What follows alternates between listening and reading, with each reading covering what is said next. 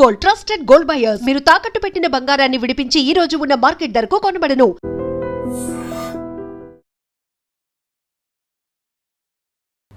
Hi hello నమస్తే, welcome to iDream media. నేను miss రావ్య.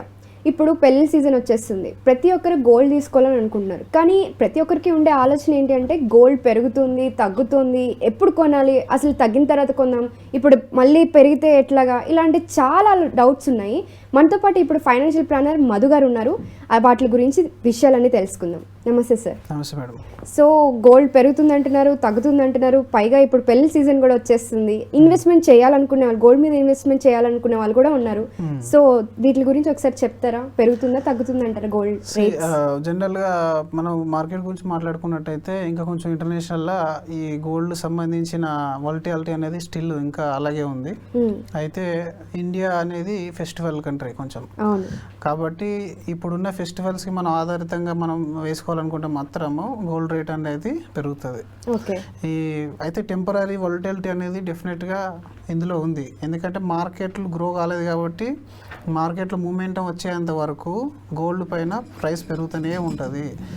And మీరు సెలబ్రేషన్ కోసం కొనాలి అంటే వేరే ఆల్టర్నేట్ ఏముంది? వేరే ఆల్టర్నేట్ లేదు కదా. సెలబ్రేషన్ కొనాలి, ఇప్పుడు ఫెస్టివల్ కోసం కొనాలి, పెళ్ళిళ్ళు ఉన్నాయి అంటే డెఫినెట్గా కొనాల్సిందే. దానికి మీరు ఇంకా నెక్స్ట్ థాట్ అనేది పెట్టుకోకూడదు. ఇన్వెస్ట్మెంట్ పర్పస్లో మనం ఆలోచిస్తేనే మనం కొనాలా వద్దా అనేది డిసైడ్ చేసుకోవాలి. ఫ్యూచర్లో గోల్డ్ రేట్ అనేది ఫ్లక్చువేషన్తో పాటుగా పెరుగుతుంది. బట్ ఓల్ ఇండియా మీరు చూసుకున్నట్టయితే ఆర్నమెంటల్గా చాలా సేల్స్ అనేవి అవుతాయి. గోల్డ్ అనేది ఎప్పుడైనా సరే మార్కెట్ ఉన్నా లేకున్నా గోల్డ్ అనేది మనది సేల్స్లో మాత్రం తగ్గదు. కాబట్టి సేల్స్ అనేది డెఫినెట్గా పెరుగుతూ ఉంటుంది. దాంతో పాటుగా గోల్డ్ రేట్ అనేది పెరుగుతూ ఉంటుంది. సంవత్సరంలో ఒక్కసారైనా గోల్డ్ కొంటారు, డెఫినెట్గా కొంటారు. ఎందుకంటే మన ట్రెడిషన్ అది. కొన్ని సంవత్సరాలు, కొన్ని ఏళ్ళుగా మన గోల్డ్ ట్రెడిషన్ అనేది చూస్తున్నాం. మన ప్రతి పండగకి గోల్డ్ అనేది లింక్ అయి ఉంటుంది మళ్ళీ. సో ఆ విధంగా మీరు చూసుకున్నట్టయితే నెక్స్ట్ కమింగ్ మంత్స్లో అయితే గోల్డ్ రేట్ అనేది ఇంక్రీజ్ అయ్యే ఛాన్స్ ఎక్కువ కనబడుతుంది. ఓవరాల్ లాంగ్ టర్మ్ చూసుకున్నట్టయితే మాత్రం ఇప్పుడున్న హైయెస్ట్ లెవెల్ కంటే కాస్త తగ్గుతుందని చెప్పేసి లాస్ట్ వీడియోలో కూడా చెప్పాము.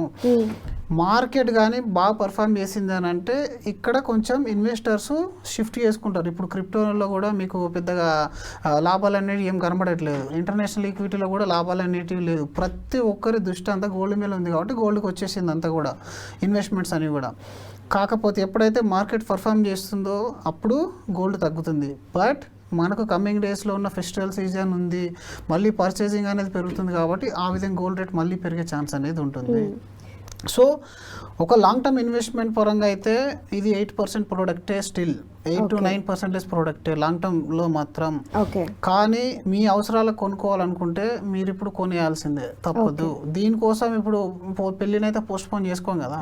కాబట్టి ఇంకా దానికి ఆల్టర్నేట్ లేని దాని గురించి ఆలోచించడం వేస్ట్. ఆల్టర్నేట్ నీ దగ్గర ఏముంది అంటే ఈక్విటీలో కంటే నేను దీనిలో పెట్టాలా, ఈక్విటీలో పెట్టాలా, క్రిప్టోలో పెట్టాలా అనుకుంటే మాత్రం ఫస్ట్ ప్రియారిటీ ఈక్విటీ, సెకండ్ అనేది మీరు గోల్డ్ సైడ్ రావాలి. ఇదేంటంటే safety asset and 8 to 9% bracket. దాన్ని మీరు అర్థం చేసుకోవాలి. ఎన్నిసార్లు మినిమంగా మీకు అది అంతవరకు పెరుగుతుంది, డెఫినెట్గా పెరుగుతుంది. ఎందుకంటే గోల్డ్ అనేది ఇండియాలో బయట ఎక్కడైనా సరే ఇది ఒక పెద్ద లిక్విడ్ అసెట్. ఈజీగా లిక్విడేట్ అయిపోతుంది. కాబట్టి ఇట్లా గోల్డ్ అనేది ఫ్లక్చువేషన్ ఉన్నా సరే మరీ పాతాలకు పడిపోదు. 50, 60, 40,000 ఏం రాదు.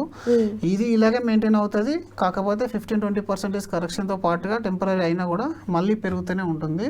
మీరు లాంగ్ టర్మ్ కోసం 8 to 9% ఓకే అనుకున్న వాళ్ళు ఈ రేట్లైనా కొనొచ్చు, ప్రాబ్లం అనేది ఏం లేదు. బట్ లంసమ్ అమౌంట్ ఇన్వెస్ట్మెంట్ చేస్తా అంటే మాత్రం అలా చేయకూడదు. కాస్త మీరు దాన్ని ఈటీఎఫ్లో ఎస్ఐపి రూపంలో పెడితే అది కొంచెం బాగుంటుంది. అంటే మామూలుగా ఇన్వెస్ట్మెంట్ పర్పస్ అయితే. ఇంకా ఆర్నమెంట్లో తీసుకుంటే ఇంట్లో వాళ్ళు వాడుకుంటారు, అది ఇంకా అద్భుతం. ఆర్నమెంట్ లాగా తీసుకుంటే ప్రతి ఒక్కరు ఏదో ఒక ఈవెంట్కి మీరు వాడుకుంటారు. గోల్డ్ స్కీమ్స్ కట్టడం కూడా పెద్ద ప్రాబ్లం ఏం కాదు. గోల్డ్ స్కీమ్ రూపంలో మీరు కట్టచ్చు, ఈటీఎఫ్ రూపంలో ఎస్ఐపి అనేది చేసుకోవచ్చు. దానికైతే ఎలాంటి టెన్షన్ అనేది లేదు స్టిల్ ఇలాంటి హై మూమెంట్లో కూడా. బట్ ఒక లంప్స్ అమౌంట్ మీరు ఇన్వెస్ట్మెంట్ చేసి ఒక 2-3 సంవత్సరాలు 5 సంవత్సరాల కోసం గోల్డ్లో పార్క్ చేస్తాను అనుకుంటే మాత్రం ఇది కాస్త హైలో ఉంది. అది కొంచెం ఆలోచించి మీరు దాన్ని మెల్లిమెల్లగా మంత్ అండ్ మంత్ ఇన్వెస్ట్మెంట్ చేయడం అనేది మేము సూచిస్తాం మేడం. ఓకే, లంసమ్ అయితే మాత్రం ఇప్పుడు పెట్టుకోవాలి. లంసమ్ పెడితే డెఫినెట్గా కరెక్షన్కి వస్తుంది. ఎందుకంటే ఏదైనా సరే మీరు సిల్వర్ అయినా కానీ ఈక్విటీ అయినా సరే ఆల్ టైమ్ హైలో ఉన్నప్పుడు నెక్స్ట్ 1-2 ఇయర్స్ అనేది దానిలో డిక్రీజింగ్ ట్రెండ్ వస్తుంది. ఓకే, అది ఈవెన్ ఈక్విటీలో ఉంది. ఈక్విటీలో కూడా ఆల్ టైమ్ హై ఉన్నప్పుడు మేము లంసంలో ఎప్పుడు పెట్టాము. ఎప్పుడైనా మేము మళ్ళీ దాన్ని కాస్త హైబ్రిడ్ ఈక్విటీలోకి తీసేసుకుంటాము, లేదంటే సిస్టమేటిక్ ట్రాన్స్ఫర్ ప్లాన్ STP లిక్విడ్లోకి తీసుకుంటాము. కాన్స్టెంట్ ఉన్నప్పుడే పెడతారు. కానీ మీరు ఏంటంటే కాస్త వాలటైల్ ఆల్ టైమ్ హైలో ఉన్నప్పుడు ఎప్పుడు లంసం పెట్టాము. అది ఈక్విటీ అయినా సరే, గోల్డ్ అయినా సరే, సిల్వర్ అయినా సరే, మల్టీ అసెట్ అయినా సరే, ఆల్ టైమ్ హై ఉన్నప్పుడు, సారీ మల్టీ అసెట్ కాదు, సో ఆల్ టైమ్ హై ఏది ఉన్నా సరే మీరు దానిలో లంసం అమౌంట్ పెట్టద్దు. అది ఒక్కటి మీరు గుర్తుపెట్టుకోండి. ఆల్ టైమ్ హైలో ఈక్విటీ ఉన్నప్పుడు కూడా లంసం అమౌంట్ పెట్టకూడదు. ఆల్ టైమ్ హై ఉన్నప్పుడు అంటే మనుషుల ఒక బిహేవియర్ అది. అంటే మామూలుగా ఆల్ టైమ్ హై అంటే అది ఆల్ టైమ్ హై ఆ రోజుకే, మళ్ళీ ఇంకో నాటికి అది ఇంకొకసారి ఆల్ టైమ్ హై వచ్చేస్తుంది. అంటే ఇప్పుడు మీరు ఒక 5 years బ్యాక్ చూసుకున్నట్టయితే 50,000-60,000 మార్కెట్ వచ్చిందంటే అది ఆల్ టైమ్ హై అనుకునే వాళ్ళం. ఇప్పుడు 80,000కి వచ్చేసింది. ఇది ఆల్ టైమ్ అయింది. ఇది 1,50,000కి వెళ్తుంది. అప్పుడు 80,000 ఆల్ టైమ్ హై కాదు కదా. కానీ మీరు ఆ 80,000లో ఉన్నప్పుడు ₹1,00,00,000 ఇన్వెస్ట్మెంట్ చేసేస్తే అందులో 20% కరెక్షన్ వచ్చేదంటే 80 లక్షలకు వచ్చేస్తుంది. 80 లక్షలకు వచ్చినప్పుడు ఏమనుకుంటాం, మళ్ళీ లాస్ కదా, మళ్ళీ దాన్ని రికవరీ చేయడానికి చాలా టైం పడుతుంది. కాబట్టి ఆల్ టైమ్ హై కంటే కొంచెం జనరల్కి వచ్చినప్పుడు ఆ PE రేషియోలు అవన్నీ మేము క్యాలిక్యులేట్ చేస్తాము. ప్రాఫిట్ ఎర్నింగ్ రేషియో ఎలా ఉంది అనేది చూసి అప్పుడు మీరు ఇన్వెస్ట్మెంట్ చేసుకోవాలి. బాగుంటుంది. గోల్డ్ని కూడా సేమ్ అప్లికేబుల్ చేసుకోండి. గోల్డ్ కూడా ఇప్పుడు ఇన్వెస్ట్మెంట్ క్లాస్ అయిపోయింది అందరికి. ఇంకా ఒకప్పుడు ఓన్లీ వాడకానికి వాడేవాళ్ళం, ఇప్పుడు అది ఇన్వెస్ట్మెంట్ క్లాస్ అయింది. కాబట్టి ఇందులో ఎక్కువ మంది బయటకు వచ్చేసారు అంటే దీని రేట్ కూడా తగ్గిపోతూ ఉంటుంది. కాబట్టి దీన్ని లాంగ్ టర్మ్కి చేసుకుంటే నో ప్రాబ్లం. టెంపర్ అయితే లంసం అయితే పెట్టుకోకూడదు.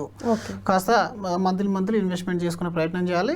యాజ్ ఆర్నమెంట్ మీరు కొనొచ్చు, ఏం ప్రాబ్లం లేదు. మీరు ఇంతకు ముందు కూడా అన్నట్లుగా గోల్డ్ స్కీమ్స్లో ఇన్వెస్ట్ చేసుకోవచ్చు. చాలామంది చాలా గోల్డ్ జ్యువెలరీస్ స్టోర్స్ మనకి చెప్తూ ఉంటాయి, స్కీమ్స్ కొత్త స్కీమ్స్ వస్తున్నాయి. ఇంకా ఆషాఢం స్కీమ్ అని చెప్పి, పెళ్ళిళ్ళ సీజన్ వచ్చినప్పుడు గోల్డ్ స్కీమ్స్ అని చెప్పి చాలా స్కీమ్స్ వస్తున్నాయి. సో వాటిలో ఇన్వెస్ట్ చేస్తే మనకి ఏదో ఒక రకంగా మనకి కొంచెం తగ్గుతుంది అని అనుకొని దాంట్లో ఇన్వెస్ట్ చేస్తే తగ్గుతుంది. కొన్ని రకాల చార్జెస్ అనేవి ఉండవు అందులో. అయితే గోల్డ్ స్కీమ్స్ నేను ఎక్కువగా సజెస్ట్ చేసేది ఎవరి కోసం అని అంటే నాన్ డిసిప్లైన్డ్ ఇన్వెస్టర్స్ ఉంటారు కొంతమంది. మీరు ఎన్నైనా చెప్పండి, ముందు స్టాక్స్కి వస్తారు, అది మళ్ళీ మధ్యలో నెఫాట్ చేస్తారు, తర్వాత SIP స్టార్ట్ చేస్తారు. ఒక 6 నెలలు ఉన్న సాలరీ మొత్తం పెడతాడు. ₹1,00,000 ఉంటే 80,000 SIP చేస్తాడు. 6 నెలలు 1 year పెడతాడు, మళ్ళీ వదిలేస్తాడు దాన్ని.